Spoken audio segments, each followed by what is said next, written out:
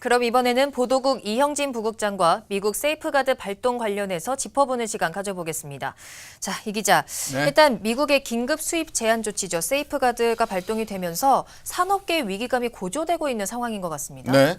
일단 정부 대책 발표하고 언론 보도만 보면 그렇죠. 그래서 네. 좀 더 면밀히 취재를 해봤습니다. 우선 세탁기 얘기부터 좀 해볼까요? 네. 그 미국 대통령 트럼프가 사인한 우리 세탁기에 대한 추가 관세, 이 120만 대 기준인데 120만 대 이상을 더 미국으로 팔게 되면 우리 세탁기의 관세가 50% 정도 더 이상 붙게 되는 겁니다. 네.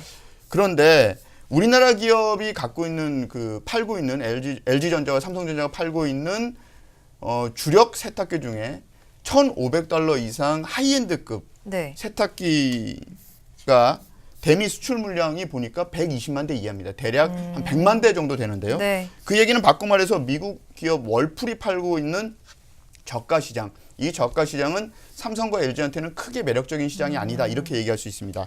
그래서 세이프가드 발동으로 인해서 추가 관세가 매겨지는 일에 대해서 우리 정부나 기업들이 호들갑을 떨 일은 아닌 것 같다. 이런 얘기를 할 수 있습니다. 그렇군요. 그럼 태양광은 어떻습니까? 태양광, 일부, 네, 보도에 따르면 세계 최대 태양광 기업인 하나큐셀이죠. 네. 세이프가드의 직격탄을 맞을 것이다. 이런 보도도 많이 나오고 그렇죠. 있거든요. 그래서 실제로 그리고 실제로 그 조연수 하나큐셀 코리아 대표가 네. 기자들 앞에서 정부와 함께 WTO 제소를 검토하고 있지만 과연 얼마나 실효성이 있는지 잘 모르겠다. 네. 이런 얘기를 하면서 고민이 많다. 이런 발언을 했죠. 그것 때문에 하나큐셀이 이번 세이프가드 발동 조치로 직격탄을 맞을 것이다. 이런 기사들이 쏟아졌는데요. 자, 하나큐셀 내부 사정을 좀 알아봤습니다.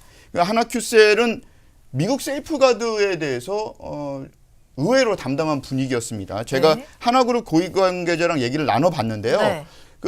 이미 하나큐셀은 규모의 경제, 그러니까 바잉 파워를 이미 보유하고 있기 때문에 원가 절감이 가능한 상태였습니다. 그리고 기술 혁신으로 원재료에 대한 원재료를 덜 쓰고 있는 데다가 수율을 극대화시켜서 제작 원가, 단위당 제작 원가를 줄인 상태입니다. 이 얘기는 세이프가드 조치로 관세가 더 붙어도 하나큐셀은 충분히 견딜 수 있는 내구성을 보유하고 있는 상태다. 이렇게 네. 얘기할 수 있는 거죠. 그리고 조연수 대표가 정부와 함께 WTO 제소를 하는 것에 대해서 고민이 많다. 네. 이런 것은 정부의 움직임이 괜한 문제를 더 일으키는 것 아니냐. 그래서 고민이 많다. 이런 의미로 해석할 수도 있다고 봅니다.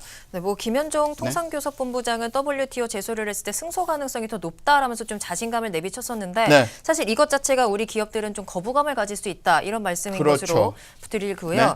자, 그럼 이 기자, 트럼프가 세이프가드가 우리 기업들의 공장 유치를 위한 전략이다 이런 얘기도 있던데 어떻게 생각하시나요? 네, 일단 이렇게 한번 얘기해보죠. 삼성전자하고 LG전자가 미국에서 세탁기 공장을 세우는 것은 미국이나 네.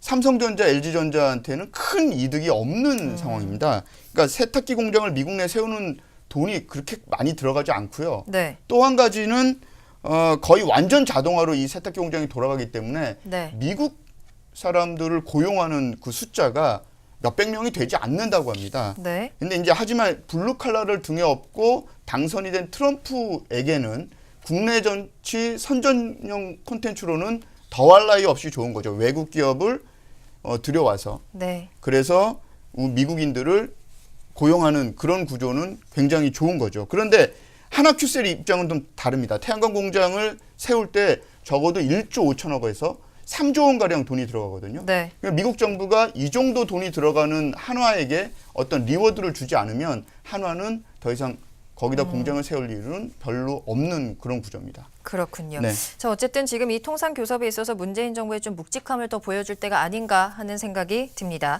네, 잘 들었습니다. 지금까지 보도국 이형진 국장과 이야기 나눠봤습니다.